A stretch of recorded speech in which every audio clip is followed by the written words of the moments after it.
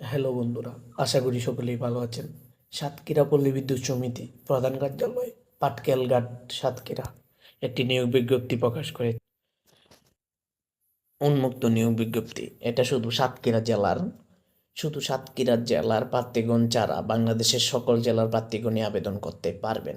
পদের নাম meter reader cum Messenger, চুক্তিভিত্তিক 1 বছর মেয়াদি, পদসংখ্যা 8টি, বয়সসীমা 18 হতে 25, 25-এর নিচে যারা আছেন উপরে কিন্তু হবে না। তবে লাইন শ্রমিকদের বর্ণিত পদের জন্য 40 বছর শিথিলযোগ্য হবে।